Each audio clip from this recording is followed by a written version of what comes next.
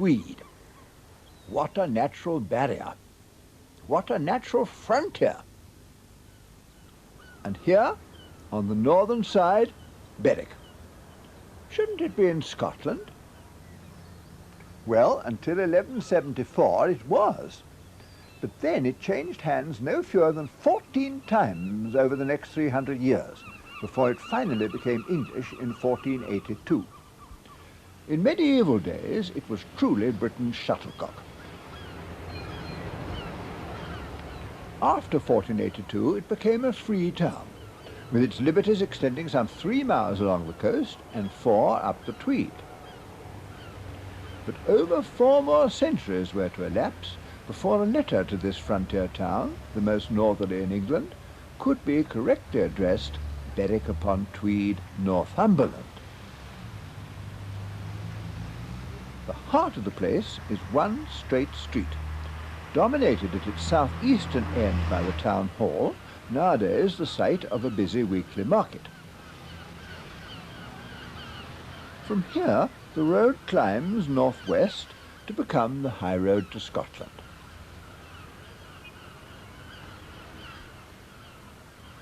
This long main street, known as Marygate, is crossed at its far end by the fortifications of what until 1964 had always been a garrison town. Marygate at this point becomes Castlegate, with Walkergate nearby. I often used to wonder why so many streets in the northeast, you'll find a lot in Yorkshire too, end in gate. It has no connection with gating. It's simply the English form of the Old Norse word gata, meaning a road or street. The general aspect of the town might at first seem to be rather sombre. The stone, as of the whole of the lower Tweed, is a calciferous sandstone, somewhat pink when fresh, but decidedly dour after long exposure to the weather. So Berwick isn't a seductive town. Charming? No. What it has got is character, strong character. And for 2 features, it is in England unique. Its fortifications and its bridges. How best to cross the broad Tweed opposite Berwick occupied men's minds for centuries. This used to be the site of an ancient ferry and low-water ford, older even than Berwick itself, and indeed one of the reasons why the town arose at this point. It was in the 12th century that the Tweed was first bridged here. 2 replacements were required in the century that followed.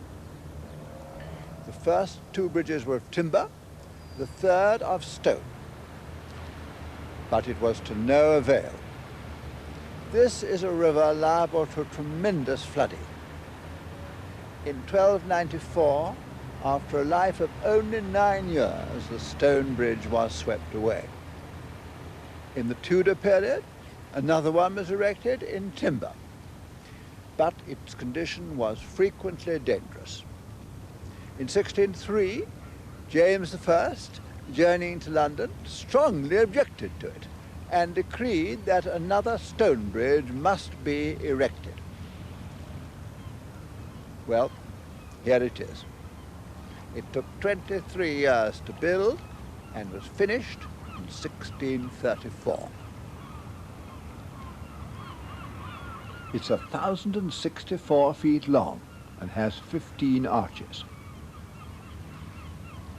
Both the arches and the intervening piers are of varying sizes. The channel here is at its deepest close to the Berwick shore. That explains the steep rise to the second arch, under which there had to be sufficient headroom for the smaller sailing boats.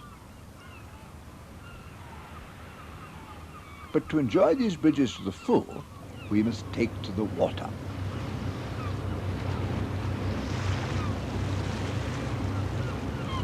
The Berwickers, learning no doubt from experience, certainly made a sturdy job of their new bridge.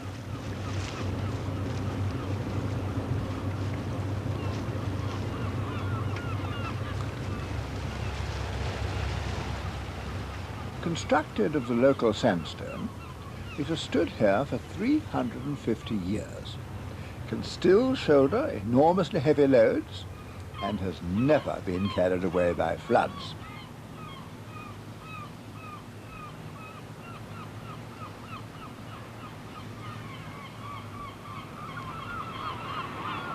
The Tweed Bridge, the next along, although the most recent, is already under repair. It's of naked concrete, and when it was built, it was the longest road bridge in Britain. It was started in 1925 on the Tweedmouth side, and it took 3 years to complete. Each of its arches was built on 4 ribs, and when the surrounding scaffolding was removed, these became clearly visible underneath. There were 4 arches altogether, and the last to be built had a span of 361 feet.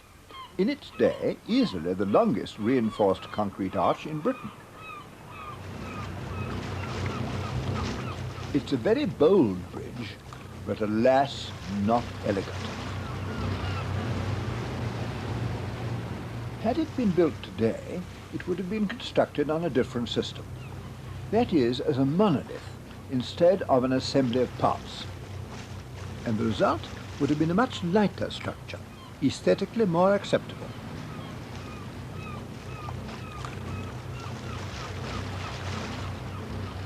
And now, ahead of us, is one of the great thrills of English railway engineering, the Royal Border Bridge, with no fewer than 28 splendid arches.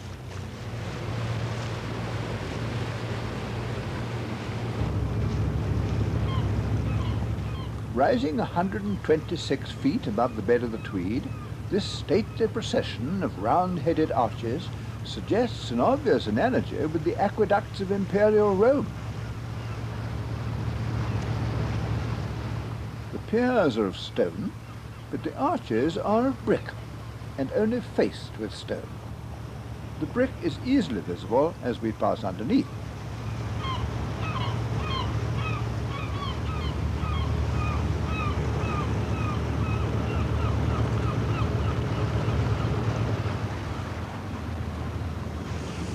It was designed by Robert Stevenson in 1847 and opened by Queen Victoria in 1850. It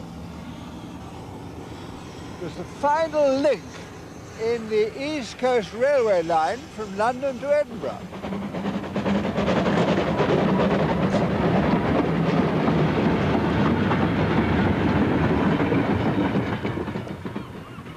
"2,000 men helped to build it. It's easily the longest bridge of the 3, 2,152 feet, or just over 2/5 of a mile.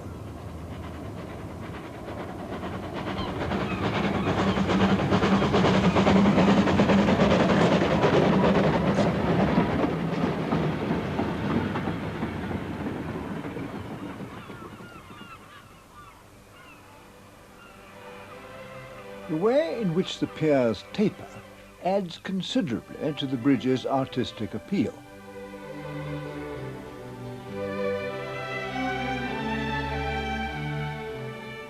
But the real visual excitement comes from its long, sweeping curve.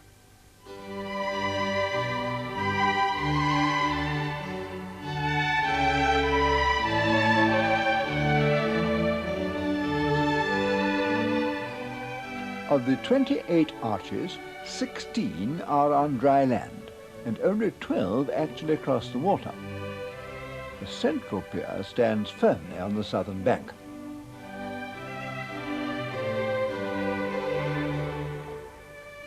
Towering over the lower reaches of the Tweed, this fine bridge is a noble monument to the railway age.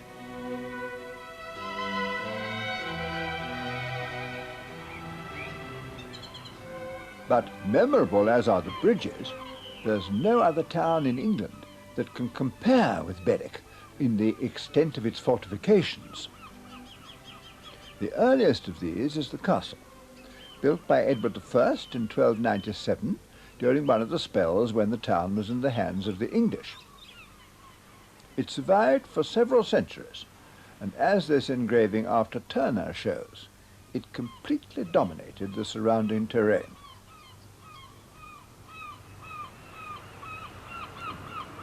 From the castle, a steep flight of steps, known locally as the Breaky Necks, descended to the water tower and jetty on the river bank. The remains of the Breaky Necks, still visible today, are protected on the outer side by a huge defence known as the White Wall. This was almost destroyed in 1720, when workmen wanted to reuse the stone for the construction of the new barracks, and were only halted at the 12th hour.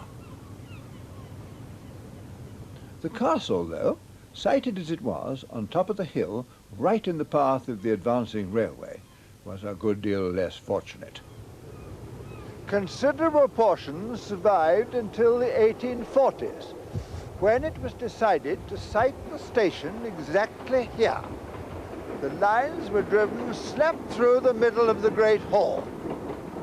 Much the same thing occurred at Newcastle.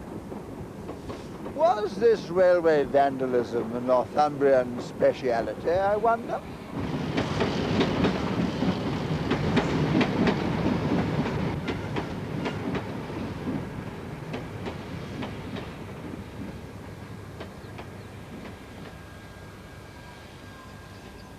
Apart from the remains of the castle and the White Wall, there isn't much to be seen now of the medieval fortifications.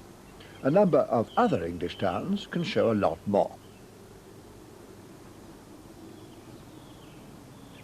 Even the octagonal bell tower, begun by Edward I, became obsolete when the Elizabethan walls were constructed to enclose a rather smaller area.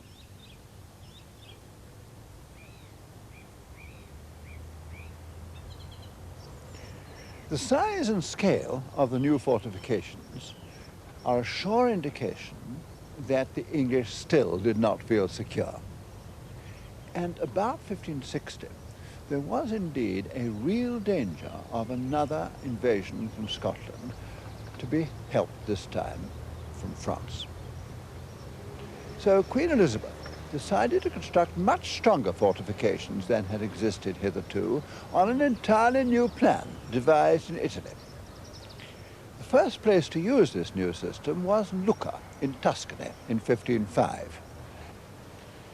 Verona followed in 1523 and Antwerp in 1545.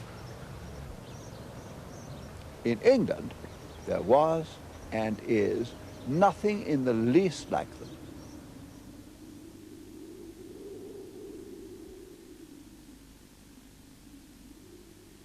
These walls run for nearly a mile and a half. They're 22 feet high, 12 feet thick at the base, and 10 feet at the top. Principally rubble, they're faced externally with ashlar stone, which was brought from the two big quarries, both long disused, on the cliffs nearby. But the particular strength of these walls lay in the design of the bastions. Instead of being semicircular or square, as they would have been in the Middle Ages, they project from the walls like giant arrowheads, with platforms on which guns were mounted, facing the attacker. Each bastion was connected to the main walls by a thick strip known as a collar, and the deep rectangular recesses formed between the walls, the collars and the bastions, were called flankers. They were also provided with guns, and these fired parallel with the main walls. These guns in the flankers, supplementing those actually on the bastions, ensured that every inch of the walls was enfiladed, that's to say, protected by sweeping fire.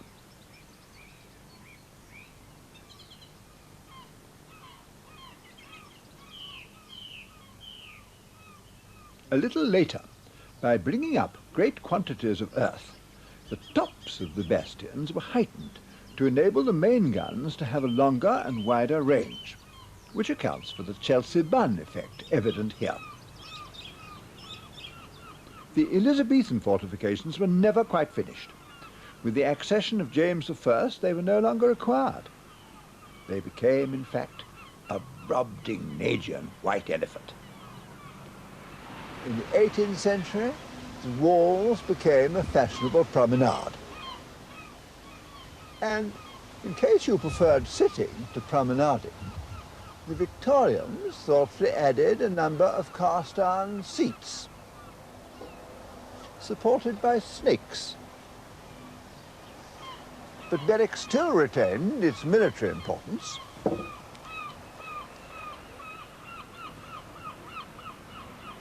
It was a garrison town, full of soldiers, which the citizens didn't at all appreciate having billeted upon them. So they petitioned for the erection of a barracks, and between 1717 and 1721 this was done.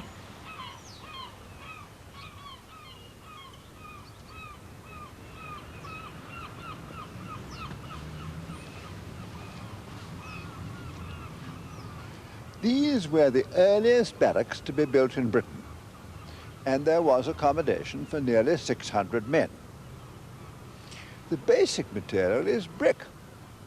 Over 1 million bricks were made with clay brought from across the river. But all the buildings were faced with stone, local stone, some of it pillaged from the castle.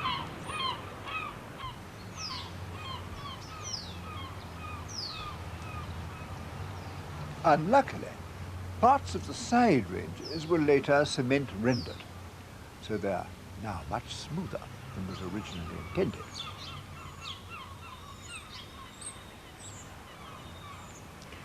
These barracks are often said to have been designed by Sir John Vanbrugh, the architect of Blenheim, but for this there is no documentary evidence. All that can be said is that he was in Northumberland at least once during the building period, and that the style is fairly like his. This is best seen in the gateway, with its touch of swagger and strong personality. Today, though, these vast barracks, empty since 1965 and with no obvious alternative use, present quite a problem for Berwick. Close to the barracks is a curious and unexpected building, the parish church. Unexpected because of its date. It was finished in 1652. Curious because of its architectural style. Very few churches were built during the Commonwealth, and this one has neither tower nor spire. The reason, so it's always said, is because Cromwell just didn't like bells.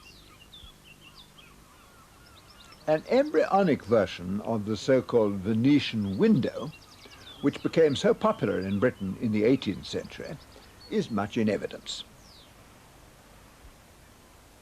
When Holy Trinity did acquire a set of bells, they had to be hung down the road in the tower of the town hall. This building is no masterpiece, but it is without doubt the most prominent in Berwick, and it's plumb in the centre of the walled town.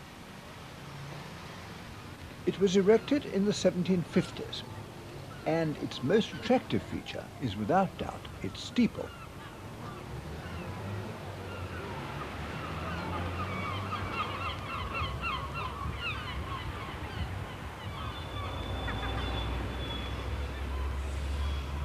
When James VI of Scotland became James I of England in 1603, Berwick was just a poor garrison town. Its recovery began then, but proceeded only very slowly until the Act of Union of 1707. That was a landmark in the history of Berwick because it meant that normal trading relations with the Scottish hinterland could at last be resumed.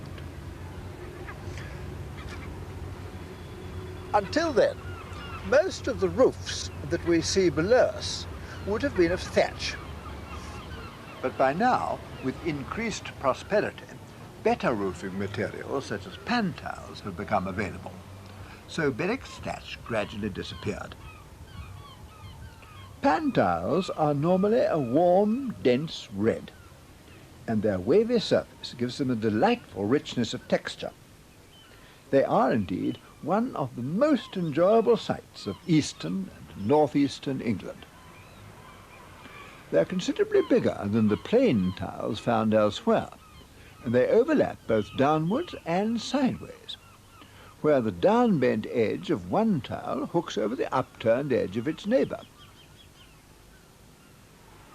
They first arrived from Holland as ballast in ships at the beginning of the 18th century. Later they were made locally. Nowadays Berwick has to get its pan tiles from Hull, usually involving very long delays.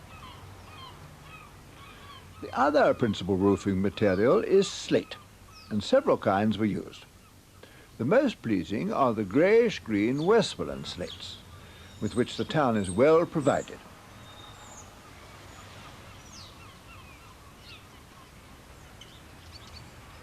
Others, mostly of 19th century date, include very dark Scottish slate from Ballachulish and purplish Welsh slate from Portmarnock.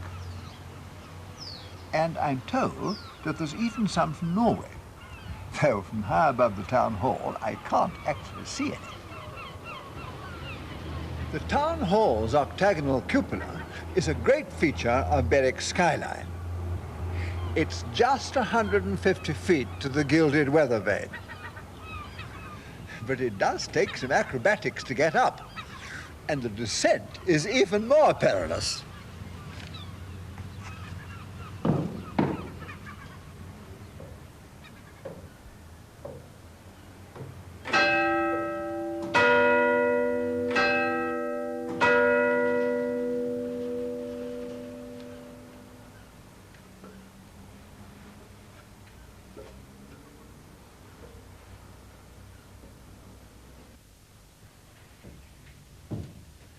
The top floor of the main building formerly housed the town jail. It was last used in 1922.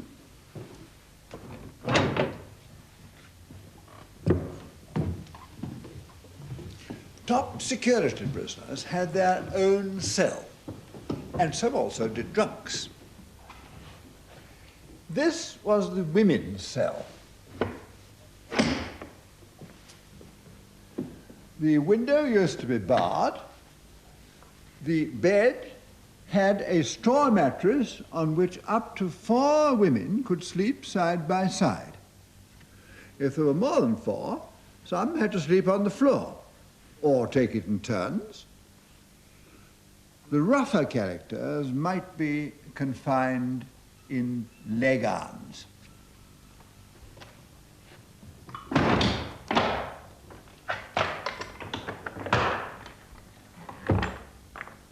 All safely tucked up for the night. But this was the grimmest place, the cell for those condemned to die. The last occupant was one Grace Griffin in 1823. Although protesting her innocence to the end, she was convicted of having murdered her husband and led off from here to the gallows on a hill just above the station. Justice, blindfolded as a symbol of the law's impartiality, presides over the pleasant Georgian room below that is now the council chamber.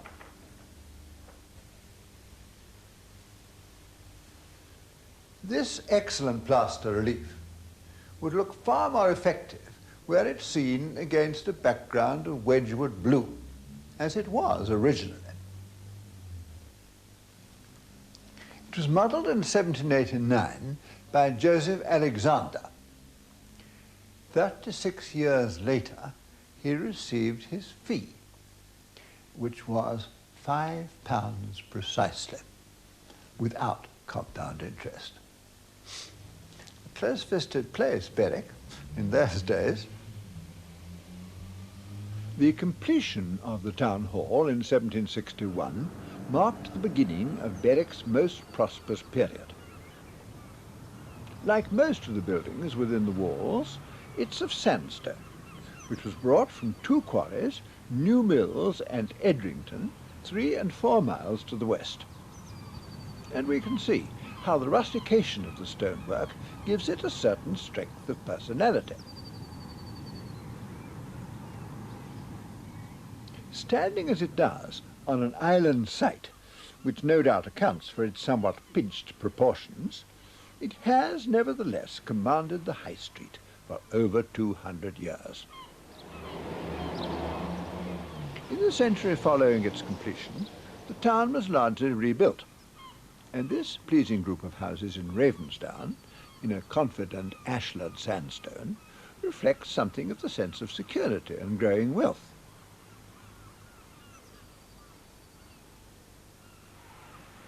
The town flourished at this time mainly because of its good natural harbour.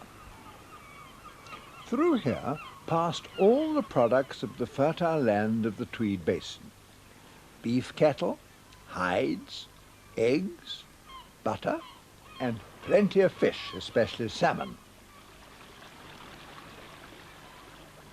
Above all, there was the handling of corn. And just behind the quay walls we can still find huge 18th century granaries, covered nowadays in moss and lichen. By the beginning of the 19th century, Berwick was one of the chief ports in England for the shipment of grain. But with the arrival of the railway, the produce of the Tweed Basin no longer had to travel by ship to find its markets. So, by 1875, the great days were over. Murray's Handbook for Travellers in Scotland of that year wrote with some justification, "The town is best seen from the railway and is not worth entering." For much of the present century, Berwick did undeniably look rather down at heel. Handsome houses could be treated with ruthless disrespect. The quayside in particular was in a very shabby state. But since 1971, a remarkable transformation has taken place.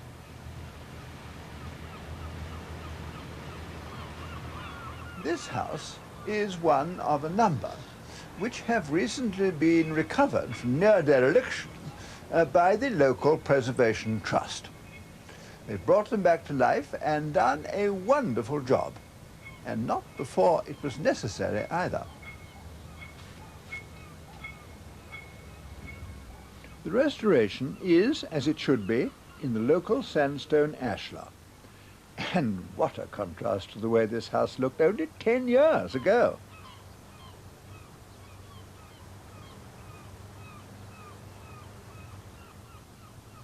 Next door, they've renovated a fine cast lead fanlight inside the vestibule, and there's another outside.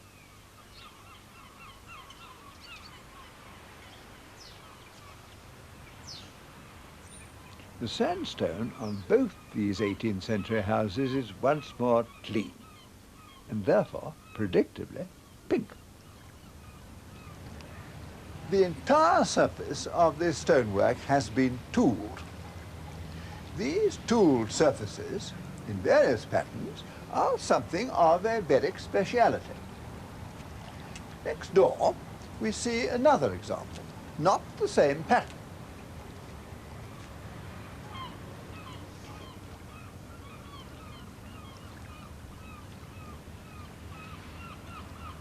Further along the quay walls is the custom house, a bit Adam-like in character.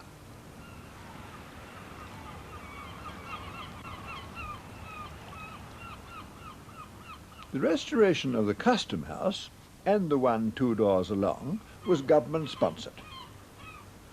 Here we see different tooling again.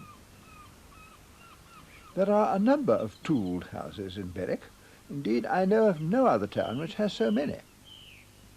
And freak of freaks, there's even one done in plaster. But here on the waterfront, the decorative effect is, I think, just right, and these restored buildings make quite a handsome group.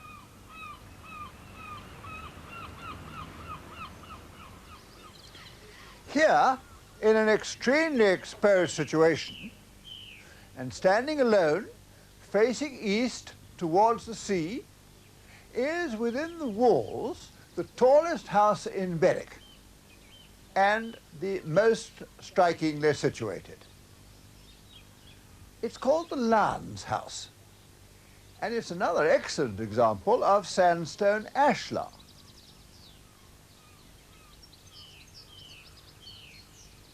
Here too, the stone isn't a bit dour.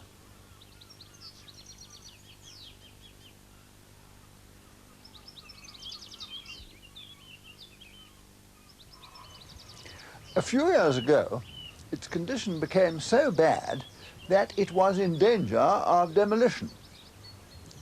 Then the local trust stepped in, and a couple of businessmen heroically undertook the restoration.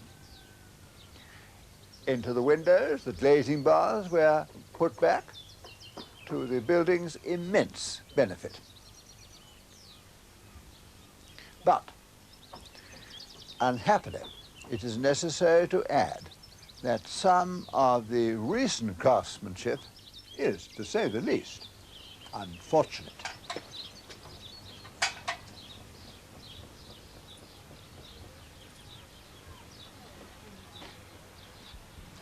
Just look at this repointing, with the mortar splonged over the edges of the fine sandstone blocks like that. It's really most distressing. How can any man, with the example of the good pointing before his very eyes, botch his work like that? The lions on the gate piers seem equally puzzled about it.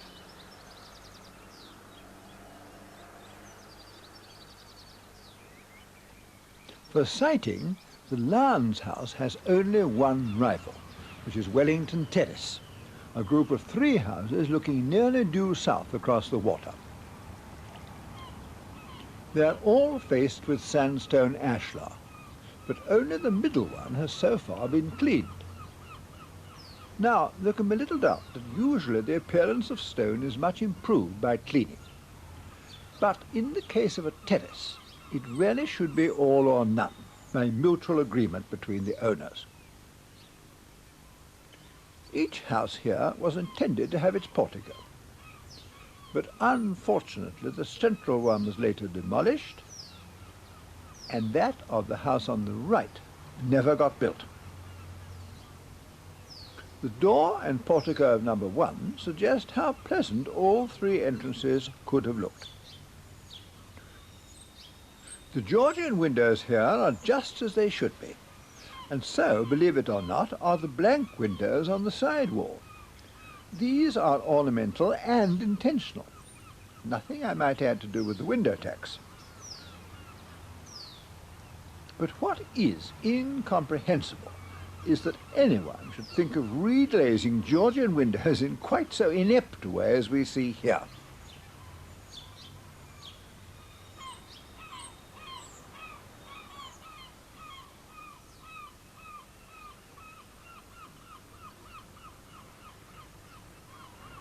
Still, the cast-iron railings are really quite good.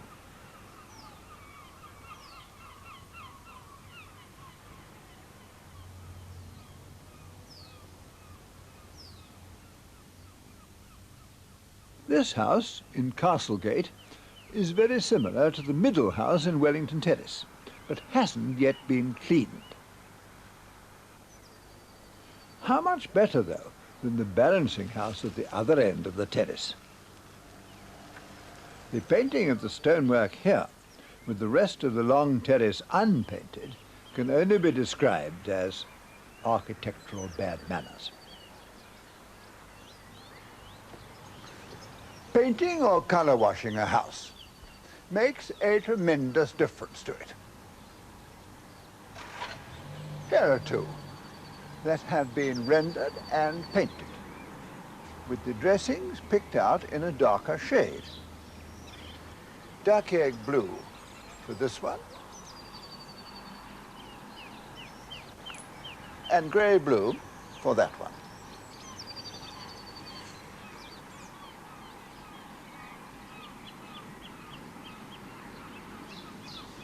Where the masonry is good, to apply colour can be a very questionable practice aesthetically.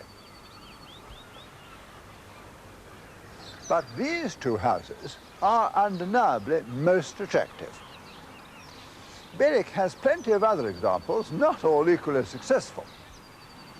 Here are a few, by an odd coincidence, all hotels.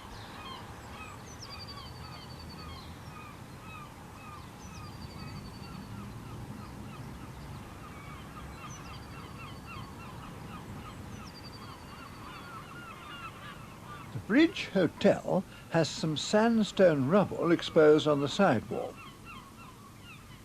but the front has been stuccoed and given a livery of white and grey-brown.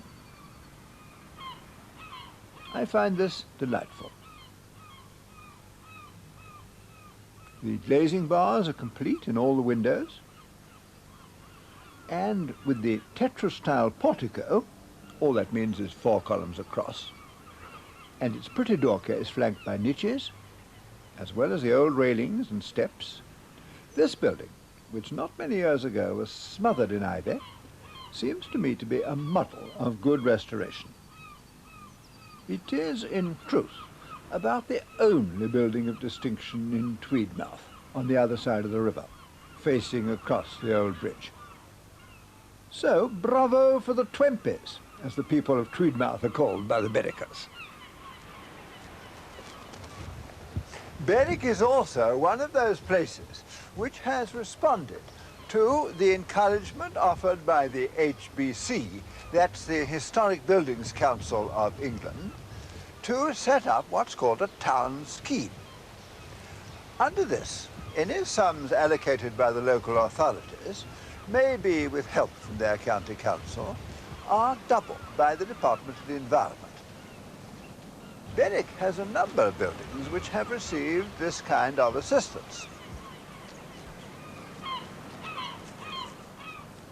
In this way, an incentive is offered to owners of residential and commercial property to invest in their own towns, and to local authorities to become committed to programs of repairs. Even items such as street lamps haven't been overlooked. These were a contribution to European Architectural Heritage Year, 1976.